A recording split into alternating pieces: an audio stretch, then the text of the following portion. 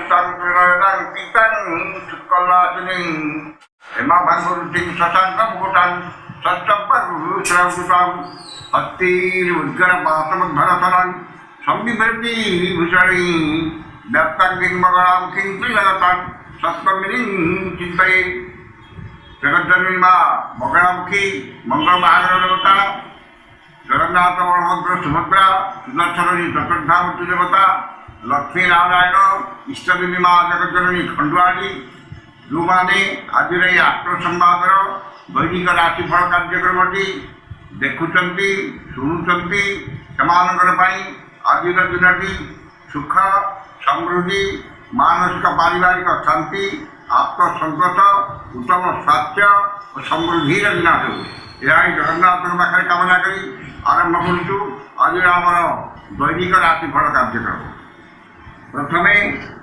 आज पंजिका आज अक्टोबर मास 1 तारिख आश्विन मास कृष्णपक्ष चतुर्दशी मंगलवार चतुर्दशी तिथि रात्रि 9:40 पर्यंत रहा अमावस्या तिथि भोग आज राशि नक्षत्र पूर्वा फाल्गुनी सिंह पूर्वा फाल्गुनी नक्षत्र सकाल 9:27 पर्यंत रही यापर उत्तरा फाल्गुनी नक्षत्र भोग हे चंद्र सिंह राशि अपराह 4:02 पर्यंत रही यापर कन्या राशि को गमन करेंगे चतुर्दशी तिथि जो बिरी द्रव्य खाइबा मना खाइले चिर रोगी एटा आज पंजिका बर्तमान जाणीना केमती कटो आज 12टी राशि व्यक्ति बाहर कर प्रथम मेष राशि अपराह 4:02 पर्यंत पंचम चंद्र जो से समय पर्यंत विद्या बुद्धि ज्ञान गारिमा प्रत्युत्पन्न बुद्धि दूरदृष्टि धीशक्ति स्मरण शक्तिर प्रयोग असफल हे संतान माने विशृंखलित हे कर्म को नहीं चिंतित हे पितामाता स्वास्थ्यगत समस्या किंबा पैतृक संपत्ति को नहीं विवाद देखा दे पारे वाणिज्य व्यवसाय मांदा कर्म विफलता और सहकर्मी विरोध शिकार हे अपराह 4:02 पर सप्तचंद्र मंगलवार जो स्थिति सामान्य परिवर्तन आसव समस्त कर्म व्यवसाय किछिटा शुभ फल दुख शोक मसागर मुक्त हे मन प्रफुल्ल रहा स्वास्थ्य उत्तम हे जो मानकर बीजामेश से सतर्कता अवलंबन करेंगे शुभ रंग गेरुआ संख्या 6 आराधना प्रभु स्कंद वृष राशि अपराह 4:02 पर्यंत कृष्णपक्षर चतुर्थ चंद्र जो धन संपद प्राचुर्य प्रतिपत्ति वृद्धि पाइब मूल्यवान धातु भूमि और जानवाहन क्रय करेंगे वाणिज्य व्यवसाय और परिवहन आय मध्यम हो कर्म असाधारण अधिक सफलता और सहकर्मी सहयोग मिले यापर पंचम चंद्र और घात चंद्र जो मन अस्थिर विषादग्रस्त चापग्रस्त निजर लोक मैंने परिहास करेंगे मान सम्मान हानि घटे मन अस्थिर विषादग्रस्त चापग्रस्त वाणिज्य व्यवसाय मांदावस्था आसो कर्म विफलता सहकर्मी विवाद और सम्मान हानि घटे जो मानकर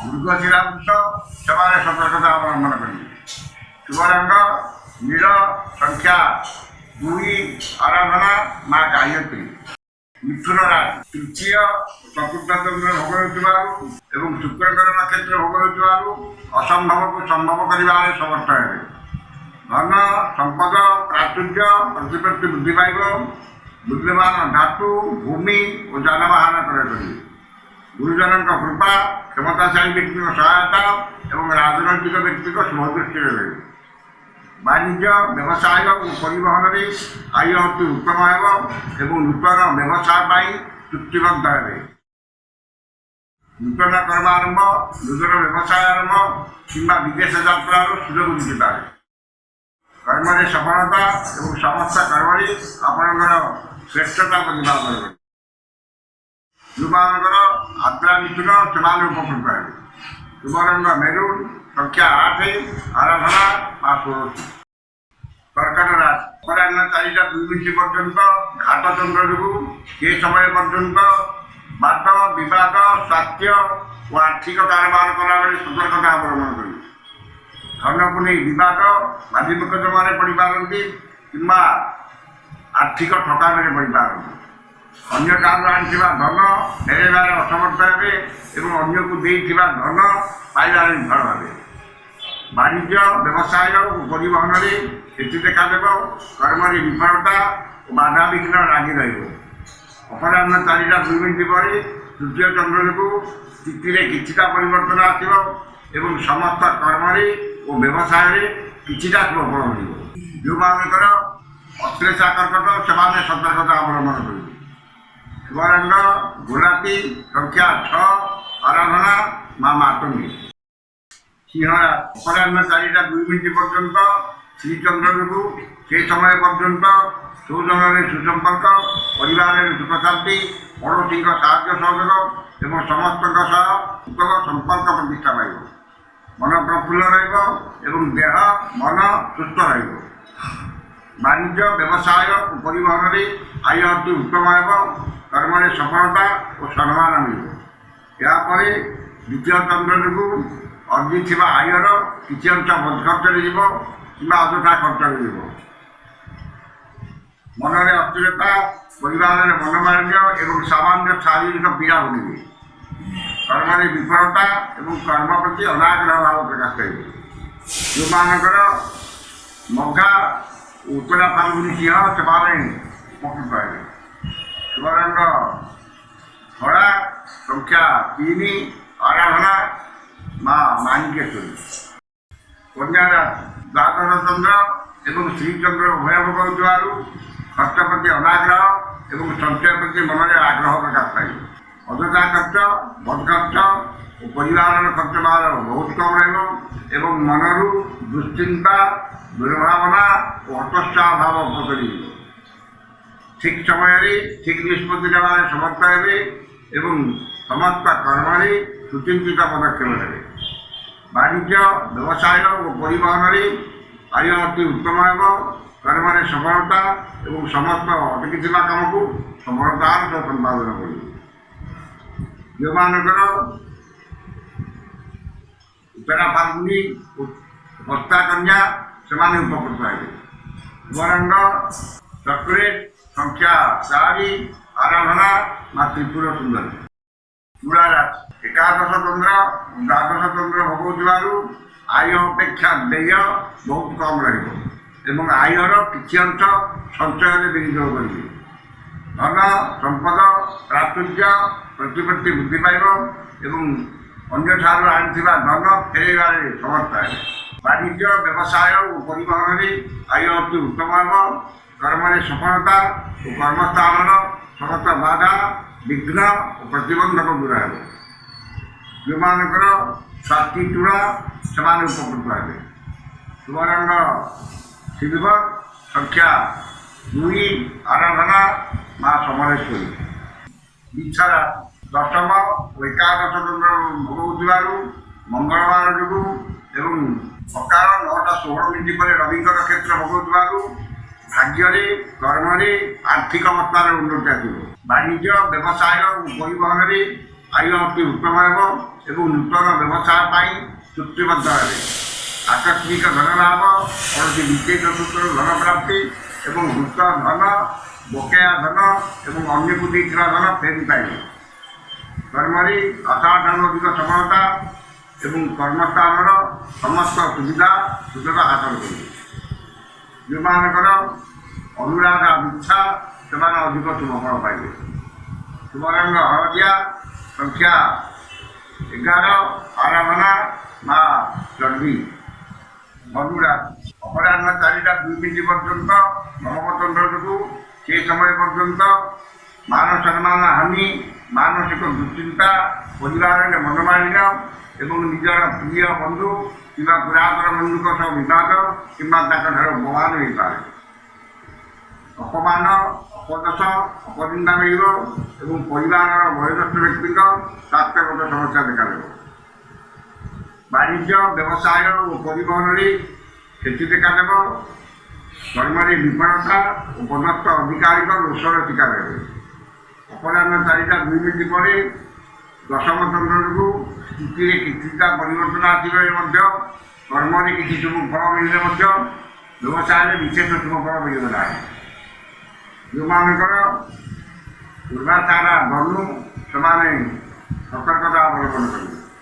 ତୁମରଙ୍କ ହଳଦିଆ ସଂଖ୍ୟା 2 ଆରାଧନା ଜଗଜ୍ଜନନୀ ମା ତାରା।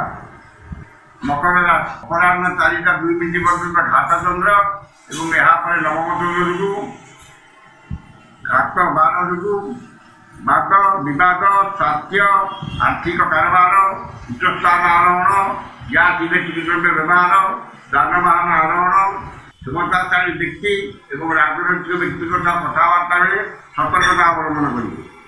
ମାନ ସମ୍ମାନ ହାନି ମାନସିକ ଦୁଶ୍ଚିନ୍ତା ପରିବାରରେ ମନମାଳିନ ଏବଂ ଶାରୀରିକ ପୀଡ଼ା ହୁଏ। ନିଶ୍ଚିତତାକୁ ପରିତ୍ୟାଗ କରି ଅନିଶ୍ଚିତତା ପଛରେ ପଶ୍ଚାଧାବନ କରିବେ ଏବଂ ସମସ୍ତ କର୍ମରେ ଭୁଲ ନିଷ୍ପତ୍ତି ନେବେ। ବାଣିଜ୍ୟ ବ୍ୟବସାୟ ଓ ପରିବହନରେ ବିପର୍ଯ୍ୟୟର ସାମ୍ନା କରିବେ। କର୍ମରେ ବିଫଳତା ଏବଂ କର୍ମ ପ୍ରତି ବିପଦ ଆସିପାରେ। ଯେଉଁମାନଙ୍କର ଧନିଷ୍ଠା ମକର ସେମାନେ ସତର୍କତା ଅବଲମ୍ବନ କରିବେ। ତୁମରଙ୍କ କଳା ସଂଖ୍ୟା 3 ଆରାଧନା ମା କାଳୀ। କୁମ୍ଭ ରାଶି ଅପରାହ୍ନ 4ଟା 2 ମିନିଟ୍ ପର୍ଯ୍ୟନ୍ତ ସପ୍ତମ ଚନ୍ଦ୍ରକୁ ସେ ସମୟ ପର୍ଯ୍ୟନ୍ତ ମାନସିକ ପାରିବାରିକ ଶାନ୍ତି ଦାମ୍ପତ୍ୟ ଜୀବନରେ ମଧୁରତା ଏବଂ ପରିବାର ପ୍ରତି ଅଧିକ ଯତ୍ନବାନ ହେବେ। ବାଣିଜ୍ୟ ବ୍ୟବସାୟ ଓ ପରିବହନରେ ଆୟ ଉତ୍ତମ ହେବ। କର୍ମରେ ସଫଳତା ଓ ମହିଳା ସହକର୍ମୀଙ୍କର ସହଯୋଗ ପ୍ରାପ୍ତ ହେବ। ଅପରାହ୍ନ 4ଟା 2 ମିନିଟ୍ ପରେ ଅଷ୍ଟମ ଚନ୍ଦ୍ରକୁ ମନରେ ବିରକ୍ତି ଭାବ ଓ ଚିଡ଼ିଚିଡ଼ାପଣ ପ୍ରକାଶ ପାଇବ ଏବଂ ଚାଲି ଚଳନ ବ୍ୟବହାର କଥାବାର୍ତ୍ତା ବିବାଦୀୟ ହେବ। ବାଣିଜ୍ୟ ବ୍ୟବସାୟରେ କ୍ଷତି କର୍ମରେ ବିଫଳତା ଓ ବହୁବିଧ ସମସ୍ୟାର ସମ୍ମୁଖୀନ ହେବେ। ଯେଉଁମାନଙ୍କର ଅନିଷ୍ଠା କୁମ୍ଭ ସେମାନେ ସତର୍କତା ଅବଲମ୍ବନ କରିବେ। ତୁମରଙ୍କ କଫି ସଂଖ୍ୟା 11 ଆରାଧନା ମା କାଳୀ। ଶେଷ ରାଶି ମୀନ ରାଶି। ମୀନ ରାଶି ଷଷ୍ଠ ଓ ସପ୍ତମ ଚନ୍ଦ୍ର ଉଭୟ ହେଉଥିବାରୁ ଏବଂ ମଙ୍ଗଳବାର ଯୋଗୁଁ ମୂଲ୍ୟବାନ ଧାତୁ ଭୂମି ଯାନବାହନ କ୍ରୟ କରିବେ ଏବଂ ସୌଖିନୀ ଘରୋଇ ଉପକରଣ କ୍ରୟ କରିବେ। ରୋଗ ଋଣ ଦୁଃଖ ଶୋକ କ୍ଲେଶ ଅବସାଦରୁ ମୁକ୍ତ ହେବେ ଏବଂ ଆପଣଙ୍କ ବକ୍ତବ୍ୟରେ ସମ୍ମୋହନର ଶକ୍ତି ରହିବ। ବାଣିଜ୍ୟ ବ୍ୟବସାୟ ଓ ପରିବହନରେ ଆୟ ଅତି ଉତ୍ତମ ହେବ ଏବଂ ପରିଚିତ ମହିଳାଙ୍କଠାରୁ ସାହାଯ୍ୟ ସହଯୋଗ ଏବଂ ଧନ ମିଳିବ। କର୍ମରେ ସଫଳତା ଉଚ୍ଚ ସମ୍ମାନ ଉଚ୍ଚ ପଦବୀ ଓ ମହିଳା ସହକର୍ମୀଙ୍କର ସହଯୋଗ ପ୍ରାପ୍ତ କରିବେ। ଯେଉଁମାନଙ୍କର ଉତ୍ତର ଭାଦ୍ର ମୀନ ସେମାନେ ଅଧିକ ଶୁଭ ଫଳ ପାଇବେ। ଶୁଭ ରଙ୍ଗ ଗୋଲାପୀ ସଂଖ୍ୟା 7 ଆରାଧନା ମା ସୁମାବତୀ। ଏ ଥିଲା ଆଜିର 12ଟି ରାଶିର ଦୈନିକ ରାଶିଫଳ। ସମସ୍ତ ରାଶିର ବ୍ୟକ୍ତିମାନେ ଦିନଟି ଶୁଭ ହେବା ପାଇଁ ଉକ୍ତ ମନ୍ତ୍ରଟି ଉତ୍ସାହିତ କରି ପାଠ କରନ୍ତୁ। ନିଶ୍ଚିତ ଭାବରେ ଦିନଟି ଆପଣଙ୍କର ମଙ୍ଗଳମୟ ହେବ। ନକ୍ଷତ୍ରୀ ମଙ୍ଗଳ ମହାମନ୍ତ୍ରସ୍ୟ ଦୁର୍ପାକ୍ଷ ଋଷି ଅନୁଷ୍ଠୁପ ଛନ୍ଦ ଅଦ୍ୟ ଦିବସ ଦିବସାଧିପତି ମଙ୍ଗଳ ଦେବତା ସ୍ତୁତି ମଙ୍ଗଳ ଦେବତା ମନ୍ତ୍ର 108 ସଂଖ୍ୟକ ମନ୍ତ୍ର ଜପେ ବିନିଯୋଗ। ଯେଉଁଠିକି ରୁଚିଆଦି ଟିକେ ଥରେ ପଡ଼ିବେ ଏବଂ ମନ୍ତ୍ରଟି ହେଲା ହୁ ଶ୍ରୀ ମଙ୍ଗଳାୟ ନମଃ। ଏ ମନ୍ତ୍ରଟିକି ସକାଳ 108 ଏବଂ ସନ୍ଧ୍ୟାବେଳେ 108 ପାଠ କରନ୍ତୁ। ନିଶ୍ଚିତ ଭାବରେ ଦିନଟି ଆପଣଙ୍କର ମଙ୍ଗଳମୟ ହେବ। ଆଜି ତ ସମୟ ସରିଯାଇଛି। ଆସନ୍ତାକାଲି ଦେଖା ହେବ ଠିକ୍ ଏହି ସମୟରେ। ବିଦାୟ ଦିଅନ୍ତୁ। ଜୟ ଜଗନ୍ନାଥ।